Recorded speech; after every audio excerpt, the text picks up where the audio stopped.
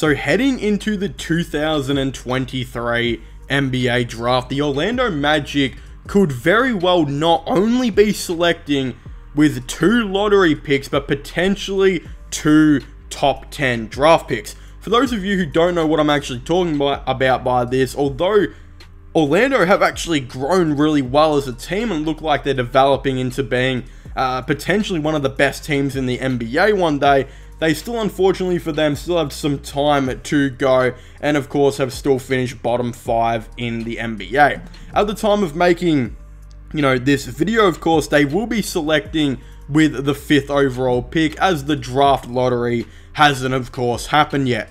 The other thing to kind of keep an eye out for is that the Chicago Bulls haven't exactly had a great season at the time of making this video either, and if the season was all said and done, they should be selecting with the 10th overall pick. The only issue is they actually traded away that pick in the Nikola Vucevic trade that happened a couple years ago, which so happens to be going to one of the best young teams in the NBA in the Orlando Magic. So at the time of making this video, not in, counting the lottery or anything like that, because it hasn't, of course, happened yet, the Orlando Magic could very well be selecting with pick 5 and pick 10.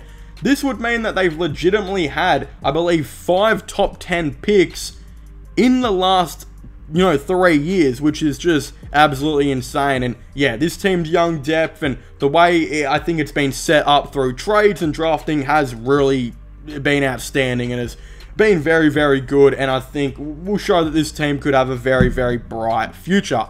In saying all this, I did actually decide to, kind of do a 2023 NBA mock draft, where I, of course, go through who I think the Orlando Magic should be taking with pick 5 and pick 10.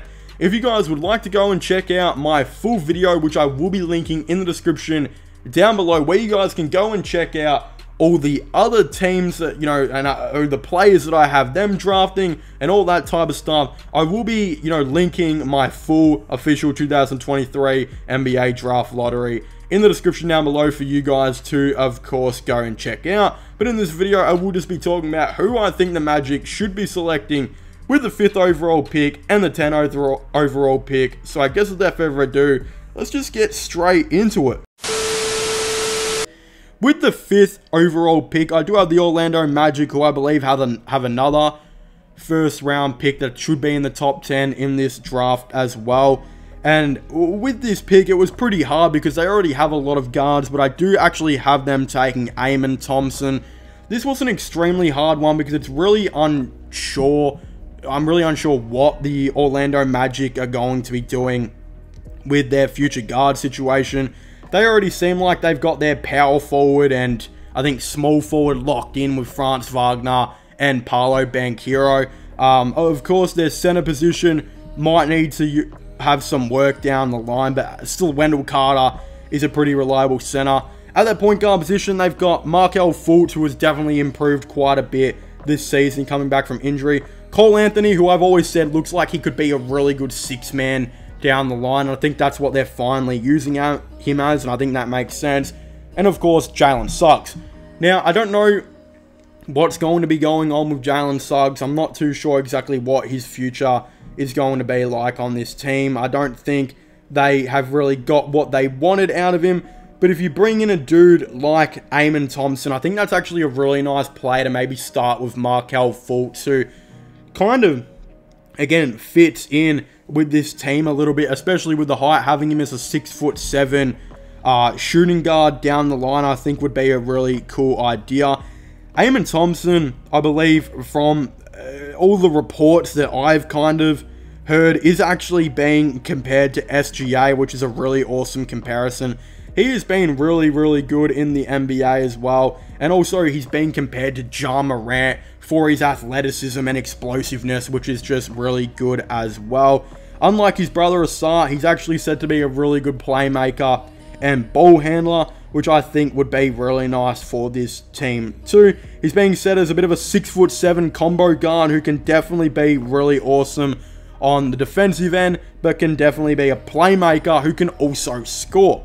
This is, of course, a really good comparison in the SGA type of thing, being called a combo guard who has extremely good first step and explosive athleticism is definitely something you want on your team. The issues are, I think, with Amen Thompson is he is being said that he's not a very good three-point shooter and can definitely struggle from the three-point line, which is a bit of an issue that could somewhat be a deal breaker for the Orlando Magic, as they already have Markelle Fultz, who's not a very good three-point shooter at the time of making this video, and Paolo Banchero, who I don't think has really been given the opportunity to show whether or not he's a good three-point shooter or not. Of course, he's had to take a lot of the shots and be a big shot creator guy, but I think down the line he could definitely improve on that as well.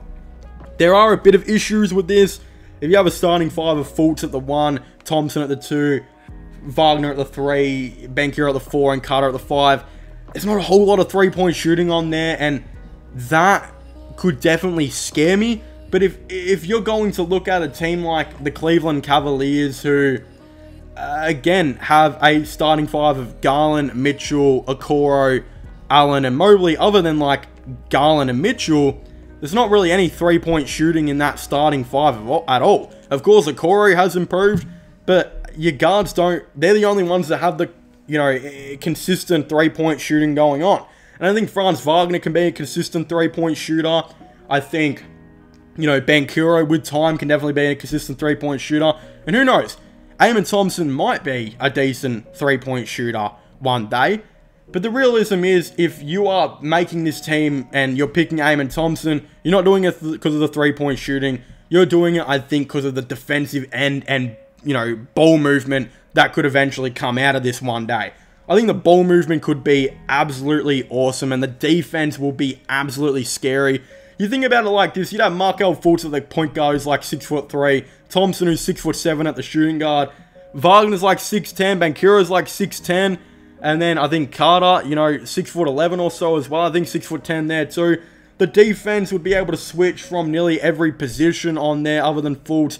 It would be an absolute scary thing, and I think that's where you bring in Amen Thompson for, and I think he can definitely help out with that and just be a really nice player. So I think that makes a whole lot of sense for the Orlando Magic to go with him.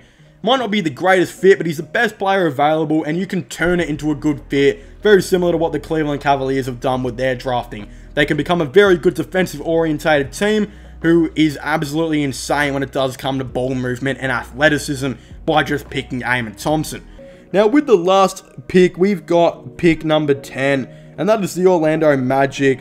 And with this pick, I will, of course, have them selecting Taylor Hendricks, who's a 6'9" power forward, who was definitely kind of rose, you know, as a high, you know, drafted player on this list. I think that a lot of people had him a little further down, you know, a month or two ago, but he's really kind of, again, rose to be a really nice player. And at the time of making this video, I think his comparison is actually a bit of a Jeremy Grant type of guy, a 6'9" power forward who can maybe switch to that small forward position, play some nice defense, but hopefully be, you know, a good three-point shooter as well. I think this is a nice thing that could add to the Orlando Magic.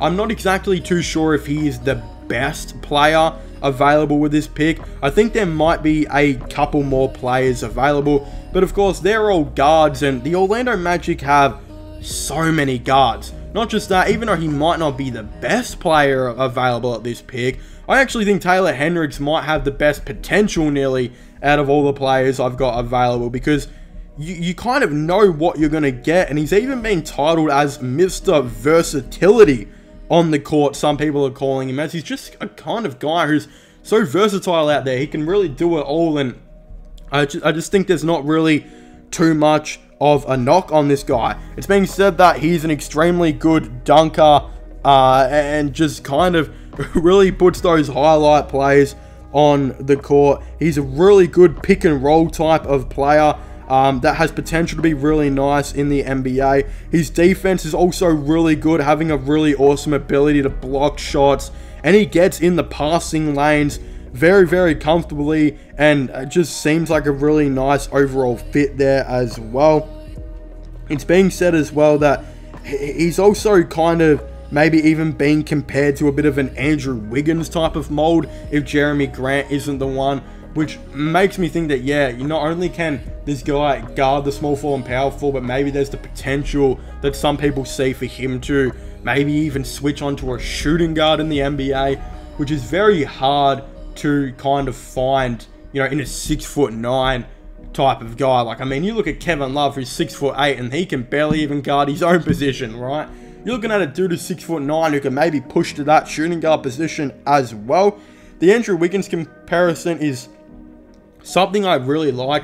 Just a guy who has an extremely nice knack on the defensive end, who's really, really athletic and can put a nice flashy play, on the court as well. It seems like his shooting ability is pretty nice as well. And again, I think that's where he gets his Jerami Grant, type of comparison as well, where in terms of a guy who can, guard the power forward and small forward, but be a nice shooter, it seems like you can almost slot this guy in as a role player, or maybe potentially down the line try and see if he could become a shot creator.